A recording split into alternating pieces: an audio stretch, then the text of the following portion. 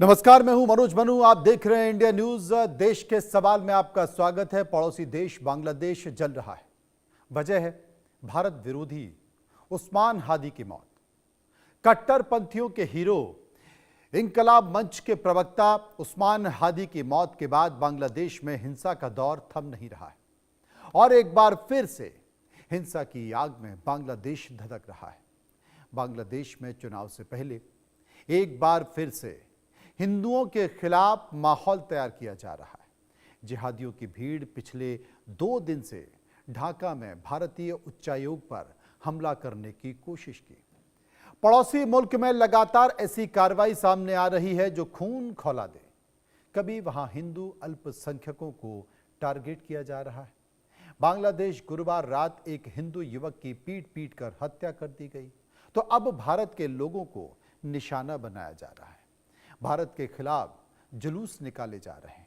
बांग्लादेश के मौजूदा हालत को देखकर ऐसा लग सकता है कि भारत के खिलाफ जहर उगलने का यह नया खेल शेख हसीना के प्रत्यर्पण को लेकर है। लेकिन असली खेल कुछ और है। बांग्लादेश में कट्टरपंथी पार्टियों का अचानक से एक्टिव हो जाना और हिंदुओं के खिलाफ जहरीला माहौल तैयार करना, यह कोई महज संयोग नहीं है, बल्कि सोची समझी साजिश के तहत किया गया प्रयोग है। हिंदुओं के खिलाफ बांग्लादेश में साजिश रची जा रही है, लेकिन आखिर ढाका में जिहादियों की भीड़ के पीछे हाथ किसका है? ये लोग किसका ऑर्डर फॉलो कर रहे हैं, किसका आदेश मान रहे हैं? और हिंदुओं के खिलाफ ये आग आखिर क्यों भड़काई जा रही है? देश का सवाल क्या है? देश का सवाल है कि बांग्लादेश में हिंदुओं के खिलाफ आखिर कौन आग भड़का रहा है? बांग्लादेश की नसों में आखिर कौन हिंदुओं के खिलाफ जहर भर रहा है? क्या हिंदू विरोध के मुद्दे पर बांग्लादेश का अगला चुनाव लड़ा जाएगा? बांग्लादेश में हिंदू प्रदर्शन आखिर हिंदू विरोधी प्रदर्शन क्यों हो रहे हैं? बांग्लादेश के खिलाफ बांग्लादेश में कैसे बद से बदतर हिंदुओं के हालत खराब होते जा रहे हैं? चर्चा इसी पर करेंगे, समझने की कोशिश करेंगे। एक बड़ा पैनल इस वक्त मेरे साथ मौजूद है। विक्रम गोस्वामी विश्व हिंदू महासभा से मेरे साथ मौजूद हैं। श्रुति दास गुप्ता विदेशी मामलों की जानकार मेरे साथ मौजूद हैं। शुएब चौधरी बांग्लादेशी पत्रकार मेरे साथ मौजूद हैं। अब्दुल हमीद नोमानी मुस्लिम स्कॉलर मेरे साथ मौजूद है। सबसे पहले मैं शुएब चौधरी के पास चलूंगा और जो कि बांग्लादेश कहीं हैं, बांग्लादेश में बैठे हैं, उन्हीं से जानने की कोशिश करूंगा कि आखिर वस्तु स्थिति क्या है, वहां के हालात क्या है। शुएब साहब, इंडिया न्यूज में आपका स्वागत है। मैं समझना चाहता हूं कि इस वक्त बांग्लादेश की स्थिति क्या है, बांग्लादेश की सरकार की स्थिति क्या है, बांग्लादेश में हिंदुओं की हालत क्या है, और बांग्लादेश में अगर हिंदुओं के खिलाफ लगातार अत्याचार हो रहा है तो उसके पीछे की वजह है क्या? बहुत बहुत धन्यवाद मनोज मनु भाई। देखिए, बांग्लादेश में अभी जो चीज चल रहा है ये तो सिर्फ हिंदुओं के खिलाफ नहीं, ये यूनुस की तानाशाही और उसकी जो आका है पाकिस्तानी आयत ने मिलजुल के भारत के खिलाफ ऐलान जंग कर दी। आप जानते हैं कि कल रात चिटगांव में भारत की जो असिस्टेंट हाई कमीशन है उसमें अटैक हो गई। खुलना में सिलेट में अटैक करने की कोशिश की और ढाका में भारतीय हाई कमीशन ने भी अटैक करने की कोशिश की 17 तारीख। और खुलेआम ये जिहादियों ने घोषणा दी कि 25 तारीख तक अगर भारत शेख हसीना जी को वापस नहीं देते तो ये भारतीय हाई कमीशन के अंदर घुस जाएगा और बांग्लादेश में जितने भारतीय ऑर्गेनाइजेशंस है, कंपनियां हैं, ये सबको बंद करेगा और बांग्लादेश में जो भारतीय के एक्सपर्ट्स काम करते इनके भी वीजा कैंसिल करेगा। अभी कल की जो रात में जो हंगामा हुआ, देखिए हादी का मृत्यु का खबर आया तकरीबन 10 बजे रात को। पूरे शहर तब शांत थे, कोई प्रॉब्लम नहीं थी। मगर जब यूनुस आए टेलीविजन पे, उसने भाषण दी, टेररिज्म शुरू हो गई, हिंदुओं के ऊपर अत्याचार अटैक शुरू हो गई।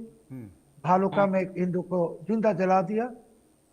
बांग्लादेश में तो बड़े न्यूज़पेपर ऑफिस में आग लगा दी। और एक इंग्लिश न्यूज़पेपर की एडिटर को गाड़ी से खींच के ले जाके पिटाई की। बंगबंधु की जो मकान है उसको फिर से तोड़ा, छायानट को तोड़ा, इंदिरा गांधी कल्चरल सेंटर में अटैक करने की कोशिश की। मगर सबसे बड़ी जो बात है मनु भाई, कि रात को 1:30 बजे ये जिहादियों को बुलडोजर मिला। कहाँ से मिला? बुलडोजर सरकारी होता है, सरकार ने ही बुलडोजर दिया है शेख मुजीबुर रहमान के मकान को तोड़ने के लिए। और जो सड़कों में नारा लगा रहे हैं ये लोग, जो लोग, इसमें तो पहले तो हम लोग कहते हैं कि मदरसा के छात्र होता है। अभी कल तो सिर्फ मदरसा के छात्र नहीं थे, यहाँ जमात इस्लामी के मेंबर्स थे, हिफाजत इस्लाम के मेंबर थे, अंसार अल इस्लाम के मेंबर थे। बिकॉज मैं तो जर्नलिस्ट हूँ, मैं इनके कई कई इनको शक्ल को पहचानता हूँ मैं। तो इन लोगों ने बांग्लादेश में अभी हिंदुओं के खिलाफ, भारत के खिलाफ ऐलान जंग किया है। श्रुति दास गुप्ता मेरे साथ मौजूद है। श्रुति जी, मैं एक चीज़ आपसे समझना चाहता हूं, मैं ये जानना भी चाहता हूं, क्योंकि हम ये समझना चाहते थे, इस फील को हम समझना चाहते थे कि आखिर बांग्लादेश में हो क्या रहा है। शुएब चौधरी साहब ने बहुत संक्षेप में बता दिया कि बांग्लादेश की स्थिति क्या है। वहाँ पर हाई कमीशन में एक तरह से डर मौजूद है, सरकार के संरक्षण में वहाँ पर आतंक बरपा हुआ है, हिंसा फैली हुई है, मीडिया को निशाना बनाया जा रहा है। और इसकी जड़ में अगर देखा जाए, इसके मूल में देखा जाए और इसका अगर कारण देखा जाए, तो वो कारण है शेख हसीना का प्रत्यर्पण। बांग्लादेश शेख हसीना को चाहता है, वो भारत की शरण में है, लिहाजा वो गुस्सा, वो प्रतिरोध इस वक्त तस्वीरों के तौर पर, और जैसा कि कल घटना घटी, वो बांग्लादेश में दिखाई दे रहा है। अब क्या? मनोज जी, बड़ी सिंपल सी बात है मेरे लिए। ये जो अनरेस्ट अभी हम देख रहे हैं, ये जो आगजनी, जो लोग नारा तकबीर लगा रहे हैं वहाँ पे और गा रहे हैं, बहुत सारे इस्लामी स्लोगन्स गा रहे हैं। ये बंगाली स्लोगन्स नहीं हैं, ये बांग्लादेशी स्लोगन्स भी नहीं हैं, ये बहुत स्पेसिफिक इस्लामी स्लोगन्स गा रहे हैं वहाँ पे। तो मेरे लिए इस अनरेस्ट के दो पहलू हैं। पहला पहलू है कि अभी हम जानते हैं फरवरी में इलेक्शन डिक्लेयर हुए हैं। इलेक्शन डिक्लेयर होने के लिए आपको ये अगर आपकी जो प्रेफर्ड पार्टी है, जमाती पार्टी, उसको आप जानते हो कि मेजॉरिटी नहीं मिलेगी, तो आप क्या करोगे? आप यही जताना चाहोगे कि नेशन जो है वो अस्थिर है, आपका राज्य अभी तक स्थिर नहीं हुआ है, आपके यहाँ अभी भी प्रोटेस्ट चल रही हैं, आपके यहाँ अभी भी बहुत ज़्यादा अनरेस्ट है, और ये सब दिखा के आप इलेक्शन को आगे पुश कर सकोगे। तो एक ये कारण हुआ मेरे हिसाब से। दूसरा कारण ये हुआ कि दो प्रथम आलो और डेली स्टार के जो उन्होंने दबाए हैं ऑफिसेस, ये दोनों प्रो यूनिस थे। ये पहले अनबायस्ड रिपोर्टिंग करते थे, बट एक साल के अंदर धीरे धीरे उन्होंने अपना पल्ला पढ़ लिया है। वो दोनों के दोनों प्रो यूनिस ही बोला करते थे। तो इसके अंदर कंट्रोल ऑफ मीडिया का मुझे एक फैक्शन नजर आता है कि जो जमात की बात आगे रखेगा सिर्फ उन्हीं लोगों को, जैसे मैं तो शोएब सर के जाके वो भी चेक करके आई हूँ, टाइमलाइन भी चेक करके आई हूँ, और उन्होंने बहुत स्पेसिफिकली कहा है कि जो वहाँ के जमाती लोग हैं और वहाँ के जो वर्नाक्युलर बोलने वाले जो लोग हैं, उन्हीं लोगों के बातों को आगे रखा जाएगा, और जो इंटरनेशनल तरह से थोड़ा बैलेंस करके बोलने की बात कहे, चाहे वो प्रो यूनिस क्यों ना हो, उनको दबा दिया जाएगा। तो इसमें मीडिया का सप्रेशन भी मुझे नजर में आता है।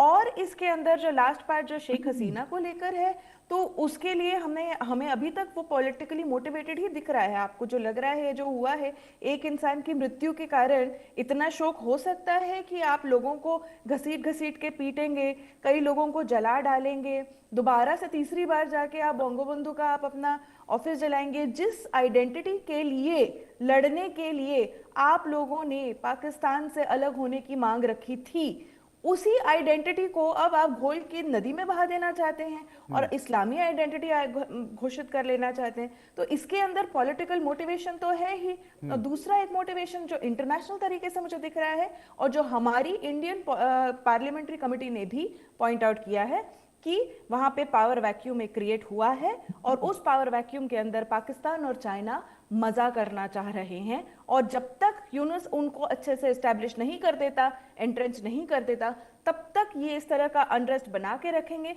जिससे बीएनपी या कोई और फैक्शन आके पावर ना गेन कर ले और दोबारा से बांग्लादेश स्थिर ना हो जाए और वापस इंडिया के साथ नॉर्मलाइज्ड रिलेशंस ना रख ले। मुस्लिम स्कॉलर मेरे साथ मौजूद हैं, नोमानी साहब मेरे साथ मौजूद हैं। अब्दुल हमीद नोमानी साहब, आपको क्या लगता है बांग्लादेश किस ओर जा रहा है, और जो तस्वीर आपको दिखाई दे रही है उन तस्वीरों को देखते हुए आप क्या कहेंगे बांग्लादेश की हालतों को लेकर? देखिए, शेख हसीना के वहाँ से भारत आ जाने के बाद वहाँ जो स्थिति पैदा हुई उसमें लगता है कि जो फसादी तत्व है वो किसी न किसी ओर से जो है वो हावी होते नज़र आते हैं, और उसमें पाकिस्तान का भी जो है वो हाथ नज़र आता है। और आपको मालूम होगा कि ये बांग्लादेश जो बना था वो पहले भाषा के आधार पे बना था। शेख मुजीबुर रहमान वो बांग्ला भाषा को जो है महत्व देते थे, और पाकिस्तानी जो थे वो उर्दू भाषा को लेके आगे बात जो है वो बढ़ी। और पाकिस्तान जो है जिस सोच और विचार को लेकर जो है बना है, तो जब तक जो है इस जो है खित्ते में जो है और क्षेत्र में उथल पुथल नहीं होगी, नफ़रत का माहौल नहीं होगा, तो उसके अस्तित्व के जवाब को जो है जवाब नहीं मिलेगा। क्योंकि उसको अगर वहाँ जो है शांति होती है इस क्षेत्र में, तो सवाल ये होगा कि फिर अलग क्यों हुए, जब इतनी शांति थी ऐसे रह सकते थे। पाकिस्तान का एतराज़ जो था यही था कि हम जो है हिंदुओं के साथ नहीं रहेंगे, वो चूँकि बहुसंख्यक है हमें दबा के रखेंगे। तो अगर इसके बावजूद भी अगर वो शांति से रहे लोग और इस क्षेत्र में शांति रहेगी, तो पाकिस्तान के अस्तित्व जो है वो प्रश्न के घेरे में जो है वो आ जाता है जी। तो वहाँ से भी ये बात है। और कई तरह की जो ताकतें हैं, कोई भी देश है वहाँ की अल्पसंख्यकों के जान माल और संपत्ति की जो है संरक्षण जो है वो ज़रूरी है। वो अगर वो वहाँ के अल्पसंख्यकों के प्राण संपत्ति की जो है सुरक्षा नहीं कर पाती है, तो फिर जो है उसको सरकार या जो है शासन या हुकूमत कहलाने का जो है वो हक नहीं होता है।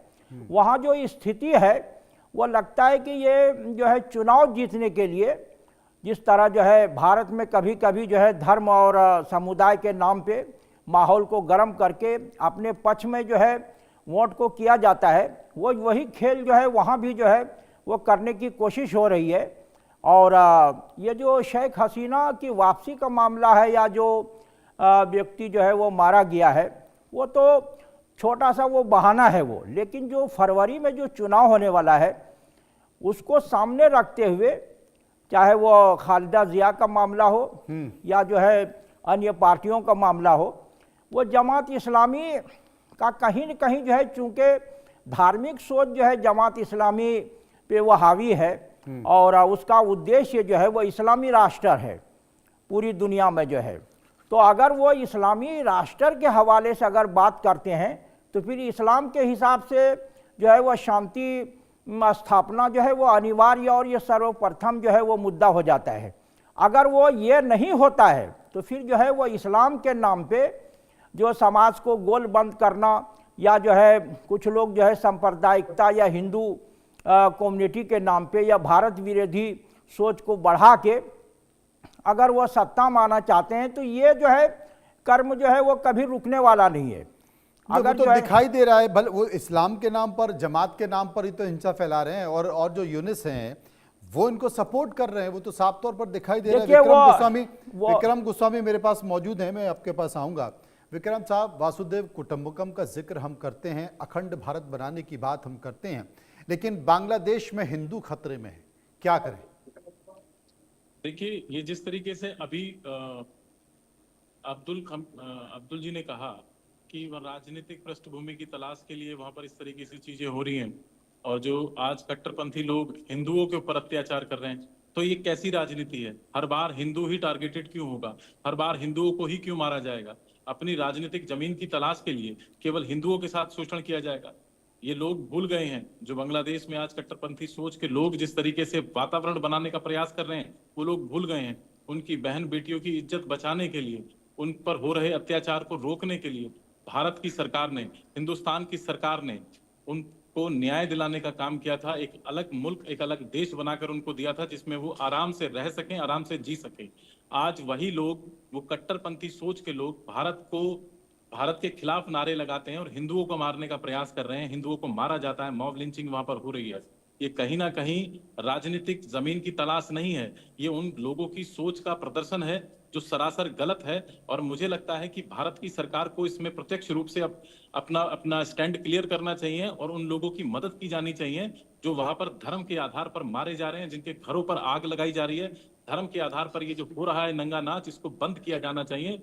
जब तक भारत की सरकार प्रत्यक्ष रूप से इसमें इन्वॉल्व नहीं होगी, तब तक ये खेल बंद नहीं होगा।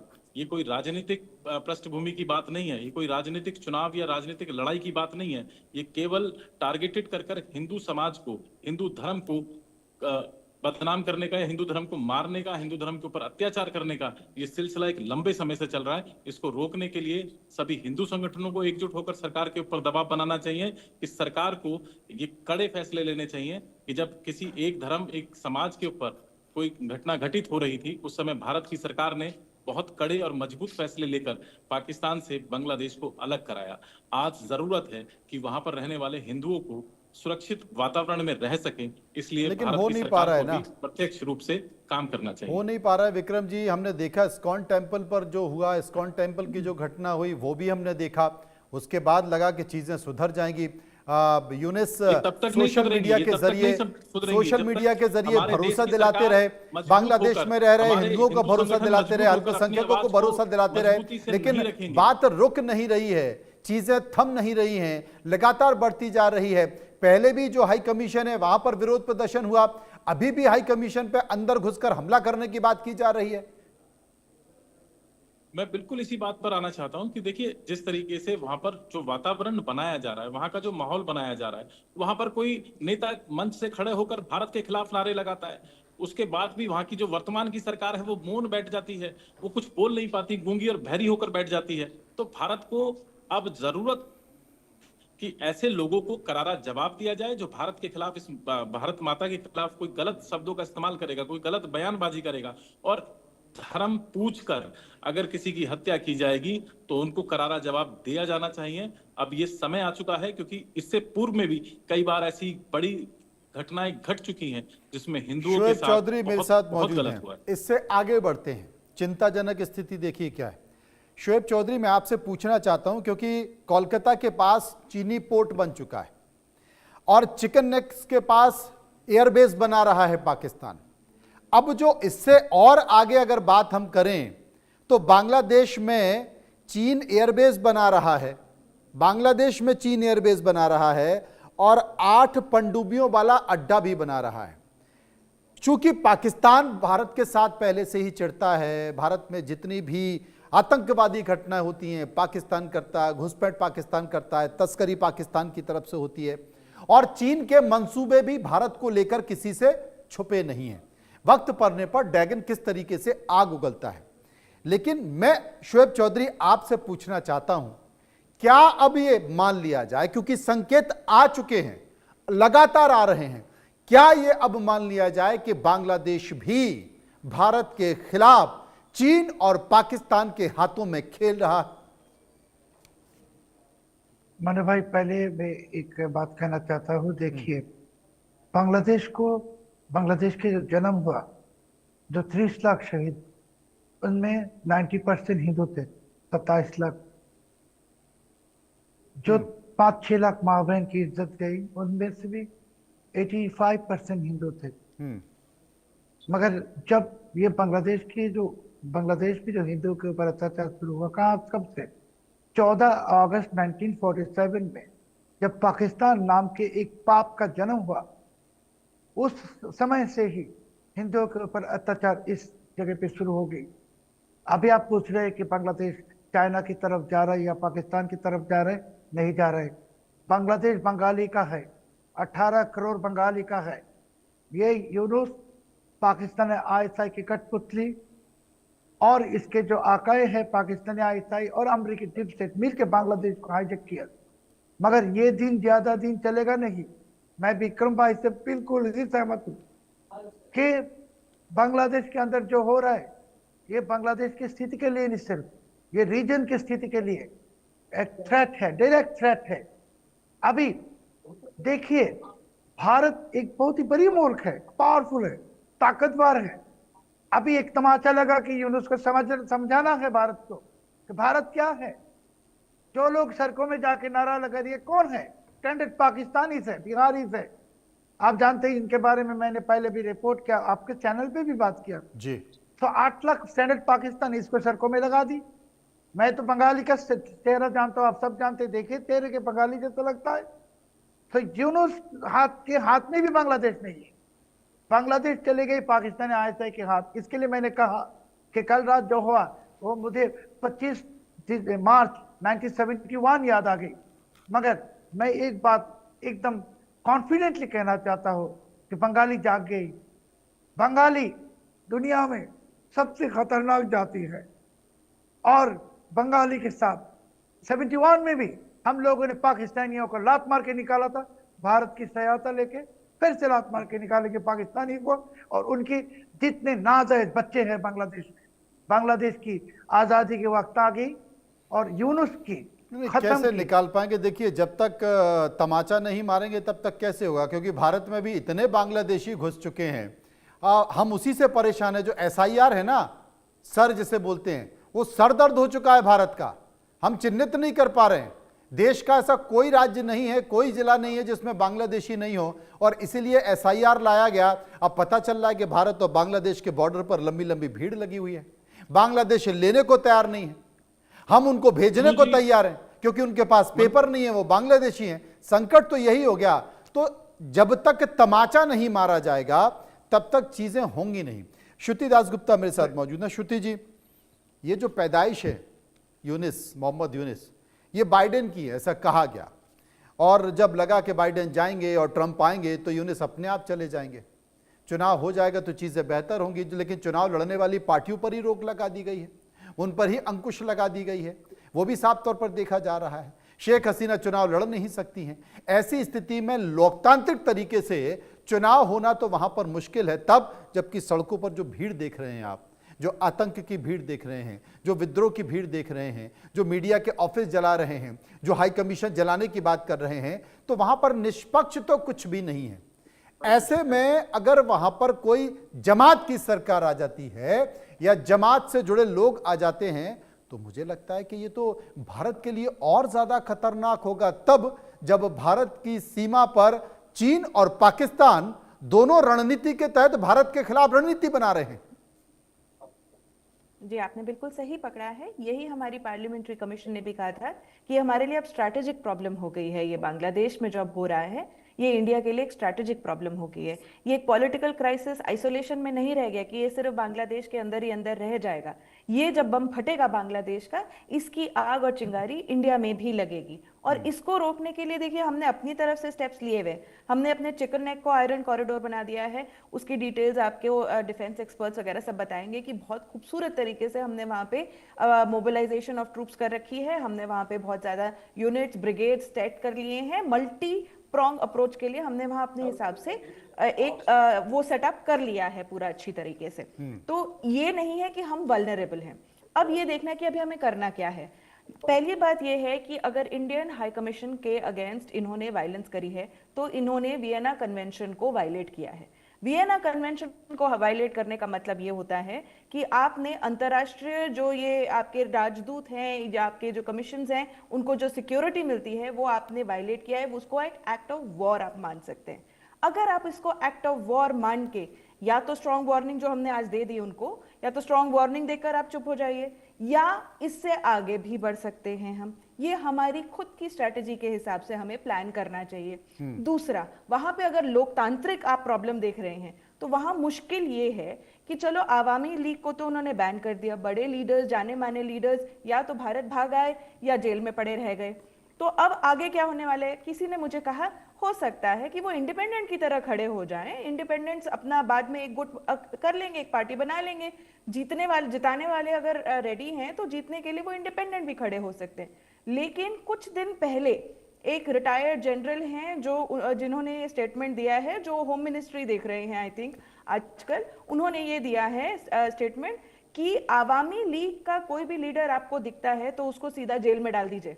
आपको ये जानने की जरूरत नहीं कि उसने एक्चुअल कोई क्राइम किया है ह्यूमंस के अगेंस्ट की नहीं, जो इतने प्रोटेस्ट के अंदर जो 1400 जानों के नाम से जो ये इतनी सारी जस्टिस मांग रहे हैं, आपको ये सब जानने की जरूरत नहीं। आवामी लीग अगर उस इंसान के साथ जुड़ा हुआ है उसको डाल दीजिए अंदर। तो अब ऑप्शन क्या रह गया, या तो जमाती रह गया या बीएनपी रह गया। बीएनपी के साथ भी रहते हुए हमने सरकार चलाई है, हमने रिलेशंस अच्छे रखे हैं। आप ये जान के हैरान होंगे कि हमने इस वक्त यूनिस के साथ रहते हुए भी हमारा उनके साथ संबंध बड़ा अच्छा है, ट्रेड रिलेशंस बहुत अच्छे चल रहे हैं। हमने उनके साथ मार्च में तो हमने नेवल एक्सरसाइज भी करी है बांग्लादेश के साथ। तो हमारे नॉन अगर ऑप्टिक्स से दूर हटके देखेंगे तो इंडिया ने बांग्लादेश को अपने से दूर नहीं किया है। ये जमात जो है ये बांग्लादेश की इस आवाम को इंडिया के खिलाफ भड़का के इस तरह के प्रदर्शन करा रही है, और इसका रिजल्ट ये है कि अब आपकी जीडीपी हो गई 3% से कम, 3% के आसपास, कम तो नहीं 3% के आसपास। इन्फ्लेशन अगले साल का प्रेडिक्टेड दिया है 2026 का 10%। आपकी इकोनॉमिक स्लोडाउन है, 2 मिलियन जॉब्स हारे गए हैं इस साल के अंदर। अब आपका पॉलिटिकल वैक्यूम के साथ इकोनॉमिक वैक्यूम बन रहा है। तो हारे हुए थके हुए लोग कब उठ के बाहर आएंगे और कब इसको बाहर निकालेंगे, ये या तो डिप्लोमेटिकली होगा हमारी तौर से, जब हमने वियना कन्वेंशन के नाम से एक्ट ऑफ वॉर डिक्लेयर करेंगे, या वहां के लोग खुद उठा के इसको चाय में गिरी मक्खी की तरह उठा के फेंक दे यूनिस को और उसके फैलाए हुए एजेंडा को, तभी वहां पे कोई शांति लेकिन आ श्रुति जी सकती है। कैसे होगा, वहां तो दूसरी कोई राजनीतिक पार्टी और संगठन दिखाई नहीं देता जो यूनिस के खिलाफ चुनाव लड़ सके, या यूनिस की पार्टी या वहां पर जो छात्रों का स्टूडेंट का जो यूनियन है, जमात है, उसके खिलाफ खड़ा हो सके। ये गिने चुने लोग हैं। जब आवाम के पेट में लात लग रही है वो उठेंगे एक दिन, भूखा एक दिन उठता है, और जिस दिन उठेगा उस दिन उठा के पटकेगा, ये हमें समझना है। लेकिन भूखा अभी तक उस लेवल तक आया नहीं है। डर एक बहुत बड़ी चीज है। एक जन को आपके एक बंदूक वाले को 6 गोलियां होती है, लेकिन वो 60 लोगों को कंट्रोल कर सकता है उससे। तो ये वही वाली आइडियोलॉजी है। ये कुछ चंद गिने चुने लोग हैं, इनके हाथ में इस वक्त पावर है। बांग्लादेश ने सोचा कि आगे जाके ठीक हो जाएगा, शायद संभल जाएगी सरकार, लेकिन अब उनको दिख रहा है कि ना हालात बदलने वाले, इनफैक्ट बद से बदतर होने वाले, टेरर हब बना के हमें छोड़ देंगे, अफगानिस्तान से भी बुरा हाल हो जाएगा हमारा। अगर ये वो समझ जाएंगे ना जिस दिन, तो उस दिन वो उठ के इन लोगों को उठा के बाहर फेंकेंगे और अपने आप इन लोगों को हथकड़ियां बना के जेल में डालेंगे। नोमानी साहब, वैसे तो ये देश की कूटनीति का मामला है, डिप्लोमेसी का मामला है, लेकिन फिर भी शेख हसीना को जो संरक्षण दिया है भारत की सरकार ने, आप मानते हैं वो ठीक है, या फिलहाल जो हिंदुओं पर अत्याचार हो रहे हैं, यूनिस सरकार बौखला गई है, तमाम आपराधिक मामले दर्ज कर दिए गए हैं, सज़ा उनको सुना दी गई है, तो बांग्लादेश को सौंप देना चाहिए?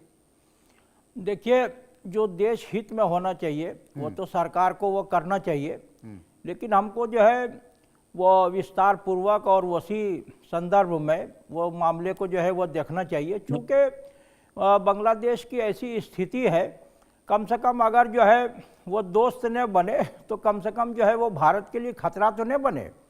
और इसका जो है जो खतरा अगर वो बनने का जो है सिलसिला आगे बढ़ेगा तो वो वज़न जो है वो चीन, पाकिस्तान और कहीं न कहीं जो है हमको लगता है कि अमेरिका भी जो है वो नहीं चाहता है कि भारत से जो है बांग्लादेश के संबंध जो है वो मधुर हों। तो वो कहीं कहीं गड़बड़ियाँ जो है वो कई स्तर पे है और कई ओर से है, वो देखना चाहिए। भारत चूँकि आज की तारीख में एक जो है शक्तिशाली देश है, तो हमको लगता है कि जो है प्राथमिकता के आधार पे भारत को जो है तवज्जो देके और वहाँ जो लोकतांत्रिक व्यवस्था में विश्वास करने वाले लोग जो बांग्लादेश में है, उनको जो है प्रोत्साहन देना चाहिए और आगे बढ़ाना चाहिए। और मैं सोचता हूँ, नोमानी साहब, वो जो है कि समझ भी तो नहीं पा रहा है, वो जो है, देखिए वो चूँकि अभी जिस स्तर पे जो है भारत की तरफ से प्रयास होना चाहिए भारत के करीब करने के लिए बांग्लादेश को, ये जो जमात इस्लामी का जो आप नाम ले रहे हैं ना जी, वो जो है वो उसके लोग जो है वो ज़्यादा बड़ी तादाद में नहीं है। वहाँ जो मदरसे वाले हैं और जो दूसरे लोग हैं जो जमात इस्लामी के साथ नहीं है, वो जो है वो बड़ी तादाद है, लेकिन चूंकि वो सामने नहीं आ रहे हैं वो, तो शेख हसीना का मामला और अवामी लीग का मामला और बीएनपी का मामला, जमात इस्लामी का, ये जो है कुछ चीज़ें हैं इस तरह की। तो प्रयास ये होना चाहिए कि जो लोकतांत्रिक व्यवस्था में और अमन शांति में जो लोग विश्वास रखते हैं, ऐसे लोगों को जो है वो आगे लाने की ज़रूरत है। लेकिन जो है वो जिस स्तर पे और जिस सरगर्मी से जो है भारत को बांग्लादेश के संबंध में जो है वह सरगर्म होना चाहिए, वो जो है शुरू से अब तक जो है वो नज़र नहीं आ रहा है। कुछ थोड़ा बहुत जो है वक्तव्य आ जाता है, कुछ कह दिया जाता है, लेकिन वो अमली और व्यवहारिक रूप से जो है इतना काम जो नहीं हो रहा है। और मैं कहता हूँ कि वहाँ जो एम्बेसी है अपनी, वहाँ जो है वहाँ से रिपोर्ट मंगवाए कि जो है जो अल्पसंख्यक है, जो हिंदू है वहाँ, वो कितने लोग मारे गए और उनकी जो है हानि क्या हुई है और किस स्तर पे इस तरह का काम हो रहा है। वो रिपोर्ट के आधार पे जो है हमको जो है वो आगे बढ़ना चाहिए। और ये दिखाना हमारे लिए जो है ज़रूरी है कि यहाँ भारत में हिंदू, मुसलमान, सिख, ईसाई, मजूसी, यहूदी का मामला नहीं है, बल्कि सारे भारतीय हैं। सारे भारतीय और सारे भारतीय एक हैं। वो जो है श्रुति दास गुप्ता जी कुछ कहना चाहती थी, जो बिल्कुल ये है। और हमें जो है बस विक्रम जी, चूंकि वो कुछ कहना चाहती है, 2 मिनट 140 या 45 करोड़ जो भारतीय हैं, वो इस रूप में वो दिखाने की जो जरूरत है, ताकि वहाँ सांप्रदायिक तत्वों को ये मौका नहीं मिले कि भारत में जो है जो सांप्रदायिक माहौल जो है बना हुआ है। श्रुति जी। जी, मैं मौलाना साहब की बात का जवाब देना चाह रही थी कि वो जानना चाहते कितने इंसिडेंसेस ऐसे हुए हैं। तो Bangladesh Hindu Buddha Christian unity council, उन्होंने एक 330 दिन की रिपोर्ट निकाली है, जिसके अंदर बोला है 2440 से ज्यादा इंसिडेंट्स जो कम्युनल रहे हैं। तो अब ये, क्योंकि इसमें बुद्धिस्ट, क्रिश्चियन भी हैं, हिंदू भी हैं, पर हिंदू की तादाद ऑब्वियसली थोड़ी ज्यादा है, हिंदू और बुद्धिस्ट की, क्रिश्चियंस की थोड़ी कम है, पर इस तादाद पे अटैक्स हुए हैं। और इसके आगे अगर यूएन की अगर हम रिपोर्ट देखें तो उन्होंने ये नंबर तो नहीं बोला है, पर उन्होंने ये जरूर कबूल किया है कि हिंदू, अहमदिया, मुस्लिम और वहाँ के जो स्थायी लोग हैं, इंडिजिनियस लोग, जिसमें आई थिंक वो बुद्धिस्ट लोगों को मानते हैं स्थायी लोग, उनके राइट्स की वायलेशंस हो रही हैं और मोटिवेटेड, पॉलिटिकली मोटिवेटेड और रिलीजियस अटैक्स उन पे हो रहे हैं। तो ऐसा नहीं कि हमें नंबर्स नहीं पता है, हमें नंबर्स पता हैं, पर हम उसके ऊपर अभी तक एक्शन नहीं कर रहे हैं। जी, विक्रम जी मेरे साथ मौजूद है। विक्रम साहब, वो पता होना अलग चीज है, इसको विश्व पटल पे भी उठाना चाहिए ना भारत को। मैं भी कह चुका हूं कि रिपोर्ट से खाली कम चलने वाला नहीं है ना। ये सोची समझी एक योजनाबद्ध तरीके से किया जा रहा हिंदुओं का नरसंहार है। इस नरसंहार के खिलाफ सभी को आवाज उठानी होगी। वो लोग जो आज टीवी चैनल के माध्यम से, सोशल मीडिया के माध्यम से जो लोग मौन बैठे हैं, वो लोग भी दोषी हैं। जिस तरीके से केवल हिंदुओं को टारगेट कर वहां नहीं, दोषी बहुत कौन गलत है, क्योंकि आज जरूरत इस बात की भी दोषी कौन है? कि विक्रम भारत गोस्वामी दोषी हैं, मनोज मनु दोषी हैं, श्रुति दास गुप्ता दोषी हैं, कौन दोषी है? ये सब लोग दोषी हैं जो मौन बैठे हुए। जब तक आवाज नहीं उठाई जाएगी, मुखर और प्रखर होकर आवाज नहीं उठाई जाएगी, तब तक ये चीजें नहीं रुकेंगी। मैं कहता हूं तो कि मैं क्या करूं यहाँ से कोई एटम बम लेके फेंक के मार दूं बांग्लादेश में? जो भी सनातन धर्म में आज तक विश्वास रखता है, जो भी हिंदू परंपराओं को मानता है, उसको एकजुट होना पड़ेगा। तो क्या करें, यहाँ के हिंदू पत्थर फेंकना शुरू कर दें क्या बांग्लादेश में? नहीं, अरे ये तो सरकारों का मामला है ना पर जो बांग्लादेशी हैं, विक्रम गोस्वामी साहब, ये तो सरकारों का मामला है। जैसे सरकार ने भारतीय मिसाइलों को, भारतीय मिसाइल्स को पाकिस्तान के 9 टारगेट चिन्हित किए, और श्रुति दास गुप्ता भी कह रही हैं कि भाई ये तो वियना कन्वेंशन को जो तोड़ने जैसी स्थिति है, इसे एक्ट ऑफ वॉर भी माना जा सकता है। तो एक सख्त संदेश बांग्लादेश को दे दिया जाए। जब हम बांग्लादेश को पाकिस्तान से अलग करवा सकते हैं, मदद कर सकते हैं, तो बांग्लादेश के कान के नीचे भी तो बजा सकते हैं ना। बिल्कुल ठीक बात, बिल्कुल ठीक बात। यही आज की जरूरत है, यही शायद मैं कह रहा हूं, शायद मेरी जरूरत है, मैं तो तैयार हूं बजाने के लिए। आज जरूरत इसी बात की है कि अरे तो भाई सरकारों को कदम उठाना चाहिए ना यार, जागरूक होना पड़ेगा, सरकारों को फैसला लेना पड़ेगा, सरकार को एक सख्त संदेश देना पड़ेगा।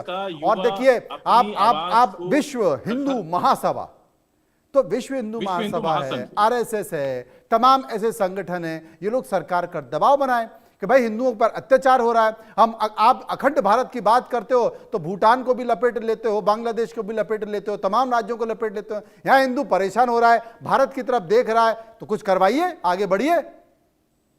यही बात तो मैं कहना चाह रहा हूं, यही बात आप समझना नहीं चाह रहे। मैं यही हम चाहते कि आप करें, कहिए मत। सभी को एकजुट होना पड़ेगा, सबको एकजुट होकर एक स्वर में अपनी आवाज को उठाना पड़ेगा, तब जाकर सरकारों पर भी दबाव बनेगा, तभी जाकर देश के हालात, चाहे वो बांग्लादेश के हैं या भारत के हैं, भारत के भी हालात कोई बहुत ज्यादा अच्छे नहीं कह सकते हैं, क्योंकि पूर्व की घटनाओं ने आपको देश के हालातों के बारे में भी अगर आप अपने चैनल के माध्यम से बताना चाहें, तो देश में भी बहुत सारे मॉब लिंचिंग के ऐसे मामले हुए हैं जो बिल्कुल ठीक नहीं थे।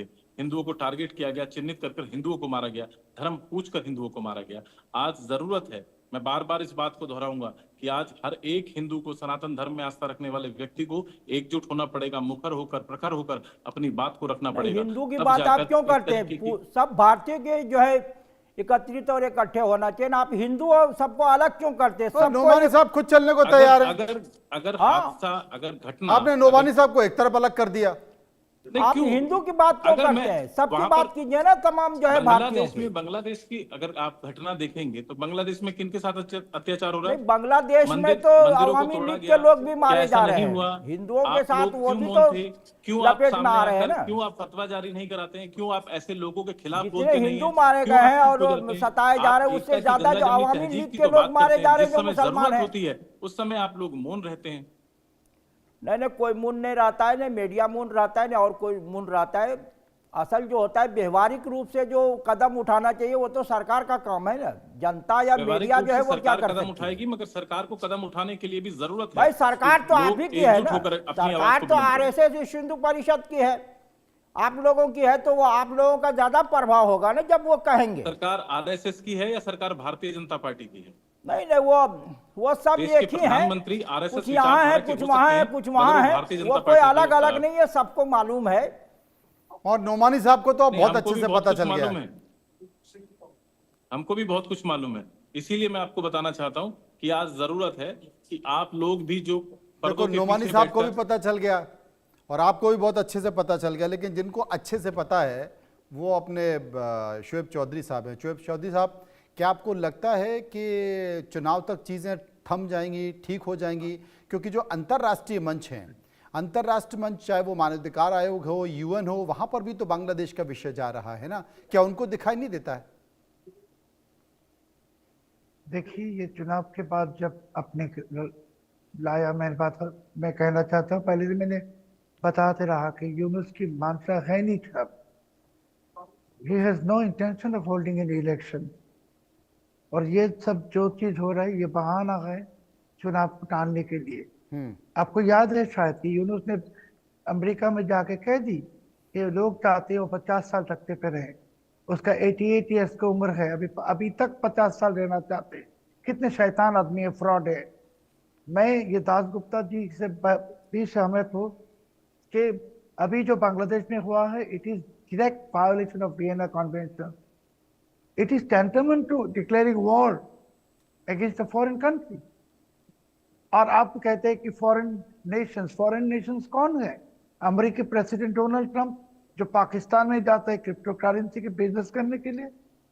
पाकिस्तान दुनिया की सबसे एक नंबर की टेररिस्ट नेशन, उसके साथ बिजनेस करने के लिए जाता है ट्रंप। नहीं तो सीरिया में वो पूर्व अल-कायदा के साथ या इस्लामिक स्टेट के जो लीडर उसके साथ। तो अमेरिका का कोई मोरल ही है नहीं। एक बेलाज मुल्क है अमेरिका भी, क्योंकि बैंक्रप्सी में के सामने जा रहा है। तो अमेरिका का प्रेसिडेंट जो भी आएगा लूटने के लिए आएगा, उस अमेरिका को नहीं, सारे देशों को लूटने के लिए आएगा। अभी बांग्लादेश बन गई एक न्यूएस्ट प्रॉक्सी वॉर के ग्राउंड बन गई। यहाँ पाकिस्तानी आईएसआई नार्को टेररिज्म कर रहा है। पाकिस्तानी आईएसआई बांग्लादेशी जमीन को यूज करके टेररिज्म एक्सपोर्ट करेगा। आप जानते हैं कि बांग्लादेश से अभी टेररिस्ट जा रहा है दुनिया के सारे देशों में, और बांग्लादेशी के लिए वीसा बंद हो गई। पूरे के पूरे देश दुनिया की वीसा बंद हो गई। मैं बहुत खुश हूँ। ऐसा ही होना चाहिए कि एक जाति जब जिहादी बनता है, नहीं तो जिहादी जज्बा दिखाता है, तो उसको ऐसा ही होना चाहिए। I am very happy for that, because I am personally, I hate jihadis and Islamist, they are my enemies. And Bengali जब तक समझेगा नहीं। आप अगर शेख हसीना जी की बात कर रहे हैं, शेख हसीना जी ही तो ये हिफाजत इस्लाम को लाके गोद में बैठाया था। शेख हसीना जी ही तो पाकिस्तान गए थे दोस्ती बढ़ाने के लिए। शेख हसीना जी ही तो इस फिलिस्तीन नारा लगा रहे थे। अभी उनको भी होश आएगा कैसा लगता है। यही फिलिस्तीन है, यही हमास है, और पाकिस्तान के साथ दोस्ती। पाकिस्तान हमारा एकमात्र दुश्मन मुल्क, जो दुश्मन मुल्क के साथ दोस्ती बढ़ाने के लिए हसीना दी गई, अभी बर्बादी उनको मिल गई नतीजे में। So for Bangladesh we need a patriotic government, patriotic government. ये कोई किसी देश के दलाल नहीं। तो Bangladeshi, you are right, Bengalis has to wake up, Bengalis are waking up, I am telling you. अभी आपको एक ब्रेकिंग न्यूज शेयर करके मैं विदा लूंगा कि कल जब जनाजा होगा हादी के, अभी मेरे पास इंफॉर्मेशन आया, क्या क्या उसी जनाजा होगा? वक्त हादी का जो कल जनाजा है, उस जनाजा की मैदान से यूनुस के जो लड़कों हैं वो कल से ही विप्लवी सरकार, क्रांतिकारी सरकार या रेवोल्यूशनरी सरकार का डिक्लेयर करेगा और यूनुस को डिक्लेयर करेगा सुप्रीम लीडर। मैंने जो कहता रहा कि यूनुस आयतुल्ला बनने की कोशिश में है, कल से ये चीज होने वाला है बांग्लादेश में। और वही उसी के लिए ये जो कल से सारी बांग्लादेश में जो हंगामा शुरू हुआ, यही वजह है। कल आप देखेंगे उस जनाजा के मैदान से ये लड़के लोग बांग्लादेश को, उसके सरकार को विप्लवी सरकार, रेवोल्यूशनरी गवर्नमेंट डिक्लेयर करेगा और यूनुस को करेगा सुप्रीम लीडर। बांग्लादेश कल से बनेगा ईरान की तरह एक आयतुल्ला कंट्रोल मुल्क। ये श्रुति ब्रेकिंग जी, है, मैं अभी आपको श्रुति शेयर जी, किया। ये तो अभी हमारे न्यूज़ ये में आया। बड़ी जानकारी शोएब चौधरी दे रहे हैं कि जो हादी का जनाजा निकलेगा, उसी जनाजे के बाद यूनेस्को सुप्रीम लीडर की घोषणा होने जा रही है। और बांग्लादेश किस तरफ आगे बढ़ रहा है, अगर ये वाकई इस तरफ आगे बढ़ रहा है तो ये तो और ज़्यादा खतरनाक है। और ख़तरनाक है तो फिर मुझे लगता है कि शेख हसीना को हमने भारत में शरण इसलिए दी थी कि आने वाले समय में हालात तो सुधर जाएंगे जब चुनाव होगा। चुनाव की स्थिति दिख नहीं रही है, लोकतांत्रिक प्रक्रिया वहाँ नदारद है, और शेख हसीना अगर ऐसी स्थिति में है वहाँ जाएंगी तो या तो उनकी हत्या हो जाएगी या उन्हें फांसी पर चढ़ा दिया जाएगा, उन्हें जेल भेज दिया जाएगा। तो अब बड़ा डेडलॉक सी स्थिति हो गई है। ऐसे में भारत क्या करेगा, भारत की डिप्लोमेसी? देखिए, शेख हसीना वाला क्वेश्चन तो देखिए, पहली बार तो उन्होंने शरण नहीं ली है इंडिया में, पहले भी आई हैं, तभी भी हमने उनको रखा है और शांति से ही रखा। उनका पूरा परिवार खत्म हो गया तभी भी रखा था हमने आज तक चाइना के दबाव में आके दलाई लामा को नहीं दिया। हम ये यूनुस सरकार के दबाव में आके शेख हसीना दे देंगे? हम किसी के दबाव में काम नहीं करते, इसका अर्थ यही है। हम अपने हिसाब से अपनी ब्लेम, और इसीलिए एंटी इंडिया चल रहा है। इनके पास कोई मुद्दा नहीं है जीतने के लिए। अगर वहां पे लोग आते हैं रोड पे, किसके लिए आएंगे, किस कारण से इनके पीछे जाएंगे? इन्होंने म्यूजिक बंद कर दिया। जो इन्होंने एक बिल्डिंग को अटैक किया है, वो बिल्डिंग को हिंदू प्रोपेगेंडा फैलाने वाली बिल्डिंग बोली है, वो आर्ट एंड कल्चर की बिल्डिंग थी और वो इतनी पुरानी बिल्डिंग थी, तो उसके अंदर आर्ट एंड कल्चर भी इन्होंने बंद कर दिया। तो ये जा ही रहे हैं तालिबान वाले रास्ते में। यूनुस वहां का नहीं बनने वाला है, क्योंकि यूनुस के पूरे जो पैसे हैं, उसकी प्रॉपर्टी, उसकी बेटी, उसके पूरा परिवार और उसका जो पावर सर्कल है वो यूएसए में है। इनफैक्ट अगर मैं गलत नहीं हूं तो उनकी नेशनैलिटी भी आई थिंक यूएसए की ही हो गई होगी अब तक। तो इसीलिए वो वहां के सुप्रीम लीडर तो बनने नहीं वाले। पर हाँ, कोई ना कोई अपने आप को यहाँ का सुप्रीम लीडर जरूर डिक्लेयर करने की कोशिश कर रहा होगा, क्योंकि इट इज वेरी इजी। क्यों, ये जमाती वाला जो सिस्टम है ना, इसको कंट्रोल करने के लिए ये सिंगल पॉइंट ऑफ कंट्रोल से चलते हैं। कहीं पर भी इस तरह की जहां पे ऑटोक्रेटिक बिल्कुल इस्लामी सरकार होती है ना, वहां पे ये डेमोक्रेसी नहीं चलती कि आज ये आएगा कल वो जाएगा। उनको एक लीडर चाहिए होता है जिसके कॉल पे लोग उठते हैं और बैठते हैं। क्या ये लोकल बांग्लादेशी इनका साथ देंगे? मुझे नहीं लगता। कुछ दिन के लिए टॉलरेट कर रहे हैं, क्योंकि ये लोग भी घबराए हुए हैं, इनको समझ नहीं आ रहा। क्योंकि पिछली सरकार के साथ जब इन्होंने सपोर्ट दिया था तो उसने भी तो प्रोटेस्ट के अंदर लोगों की मृत्यु करवाई थी, और ये कोई छुपी हुई बात तो है नहीं। गन्स चलवाई थी उन्होंने प्रोटेस्टर्स के ऊपर। तो पिछली सरकार अच्छी नहीं, ये वाली सरकार अच्छी नहीं, तो किधर जाएंगे? मेरे हिसाब से अब बीएनपी जो है वो फ्रंट फुट पे खेलेगी। बीएनपी फ्रंट फुट पे आएगी उसके क्योंकि जिस तरह से आवामी लीग को खत्म किया है, उसको पता है एक बार आवामी लीग आउट ऑफ इक्वेशन चली गई, अगला निशाना उनके ऊपर आने वाला है। इसीलिए उन्होंने कितने सारे जो हैं इस्लामी, जो उन्होंने कॉन्स्टिट्यूशनल चेंजेस लाने की कोशिश करे थे, उसको भी सिर्फ बीएनपी ने रिपेल किया है और किसी ने नहीं रिपेल किया है। तो बीएनपी फ्रंट फुट पे आके खेलेगी, और मुझे नहीं लगता कि ये वहां के सुप्रीम लीडर बनेंगे या वहां पे एकदम इस्लामी सरकार बनेगी। जी। पर इसके लिए जो सोशल चेंज जो हमें चाहिए, उसके लिए वहां के लोकल बंगालियों को उठना पड़ेगा। चलिए इंतज़ार करेंगे और देखते हैं कि क्या वाकई बांग्लादेश के हालात सुधरते हैं कि नहीं सुधरते। इस चर्चा में सभी लोग मेरे साथ मौजूद रहे, सबका बहुत बहुत शुक्रिया जो विस्तार से इस मुद्दे पर चर्चा कर रहे थे। फिलहाल खबरों के सफ़र में इतना ही, बाकी की खबरों के लिए आप चलते रहिए इंडिया न्यूज़ के साथ। मुझे दीजिए इजाज़त, नमस्कार।